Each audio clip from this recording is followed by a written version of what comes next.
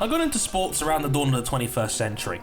Two of the first sports I really got into was Formula 1 and the NBA. And as I've gotten a little bit older and a little bit wiser, I've come to understand just how crazy the world of sports can be. And I've seen a parallel between two of the sport's biggest stars. Yeah, I think Lewis Hamilton is a lot like LeBron James. LeBron is a freak. 6'8", 265 pounds, a phenomenal athlete by any measure, who skipped college to be drafted into the NBA at just 19 years of age. In much the same way, Lewis Hamilton was a freak prospect, scouted by Ron Dennis from the age of 10, and groomed through the juniors, including winning the GP2 title in 2006 as a 21-year-old class rookie. Both athletes had amazing early success. Lewis was just a point shy of becoming a rookie world champion before becoming the youngest of its kind in 2008. LeBron James was an All-NBA first-team player in just his second season and carried a pretty awful Cleveland team to the finals in 2007.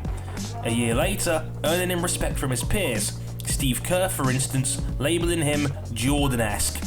By the time the years matched up in 2008, with LeBron winning his first MVP, you could argue both were at the top of their respective industries and becoming transcendent stars. Both had their struggles. McLaren just wasn't the same unit it was, and it forced Lewis to jump to Mercedes in 2013, while we all know about The Decision and LeBron James booking an hour of TV time to announce he was taking his talents to South Beach.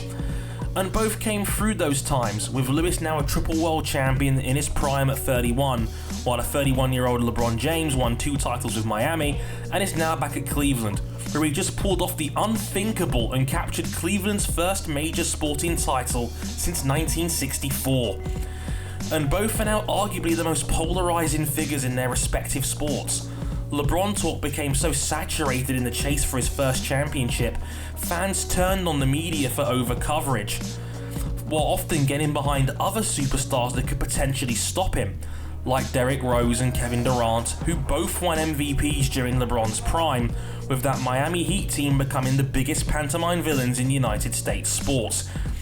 And while Lewis Hamilton still remains the sport's most popular man, he also has a very large cult following of people who can't stand him either, especially since he's now become the dominant figure in Formula 1, and even more so now he's let his hair down since moving to Mercedes, sporting tattoos, jewellery, and hanging out with Justin Bieber.